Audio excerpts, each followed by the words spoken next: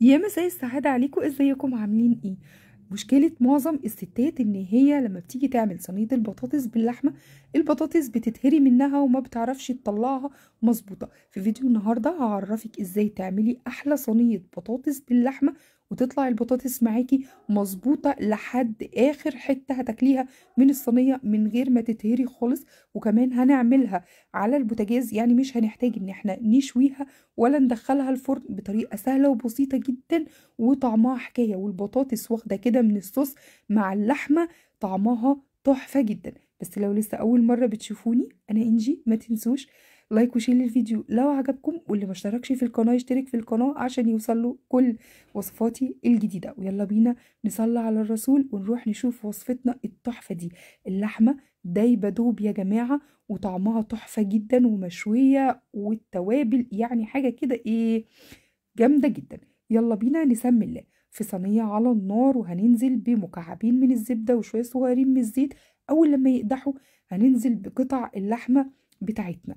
هنشوح اللحمة بتاعتنا كده على كل جنب لحد لما اللحمة كل قطعة تتقفل المسام بتاعتها وتبتدي تتشوح معانا.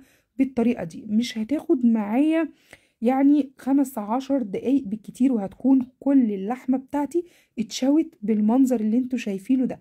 ودي اهم خطوة لازم نعملها عشان تطلع لنا حتة لحمة محتفظة بالعصارة بتاعتها كده وتبقى جوسي وطعمها تحفة جدا. وصلنا بقى كده للمرحلة دي، ودلوقتي يلا بينا بقى نحط التوابل بتاعتنا. عبارة عن ورق لورا وحبهان وفلفل اسود. طبعا انتوا عارفين انا ما بنضيفش ملح للحمه. دلوقتي مكعب من المرق وشويه من الروزميري وكمان بشره كده من جوز الطيب، وده هيدينا نكهه للحمه. انتوا عارفين ان جوز الطيب صديق جدا للحمه.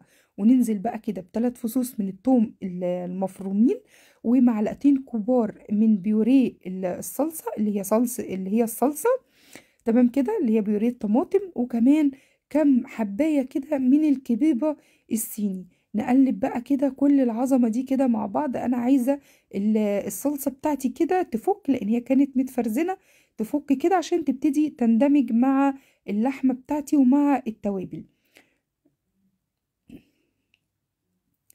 تمام كده. في المرحله دي بقى يلا بينا نروح نقطع كده بصلتين كبار. انا عايزه اقطعهم كده جوانح، يعني نقطعهم جوليان بالطريقه ديت. بصلتين كده ايه، بصلتين حلوين يعني. تعرفين اللحمه والبطاطس بتبقى عايزه مننا بصل، فبصلتين كبار كده حلوين. ودلوقتي بقى يلا بينا ننزل البصل بتاعنا على اللحمه. نقلب بقى كده البصل بتاعنا علشان يتشوح كده مع اللحمه بتاعتنا. بجد وصفة سهلة جدا وجميلة، ومش محتاجة ان احنا نوسخ مواعين كتير، وفي النهاية بيبقى النتيجة بتاعتها خطيرة والله يا جماعة. ننزل بقى بمعلقة من البابريكا، ولو حابة تضيفي شطة براحتك خالص.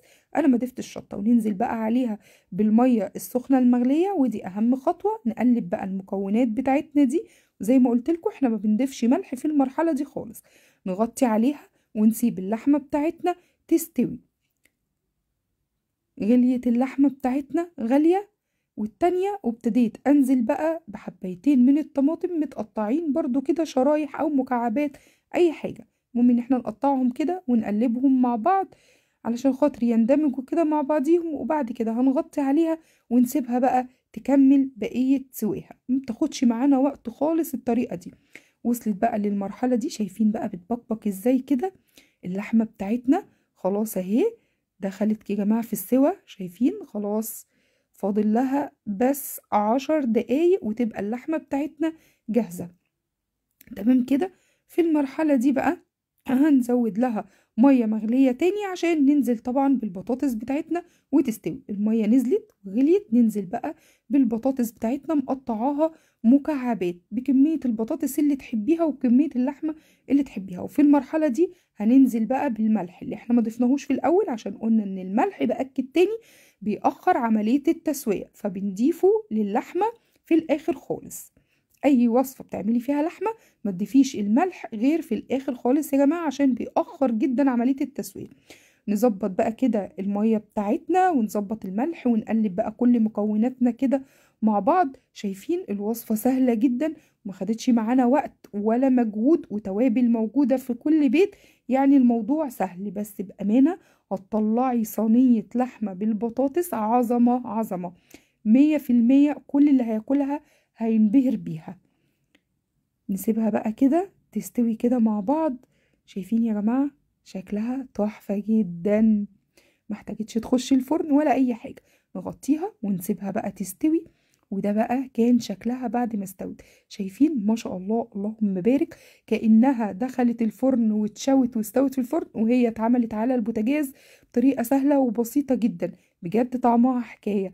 اتمنى ان انتوا تجربوا الوصفة، واتمنى ان انتوا لو عجبكم الفيديو ما تنسوش تحطوا له لايك وشير للفيديو وكومنت حلو. كومنتاتكم بتدعمني يا جماعة وبتشجعني ان اقدم وصفات كتير تكون حلوة. زي ما قلت لكم، لو ما اشتركتوش في القناة اشتركوا في القناة بسرعة وفعلوا الجرس عشان يوصل لكم كل وصفاتي الجديدة اول باول. اشوفكم على خير واقول لكم مع الف سلامة.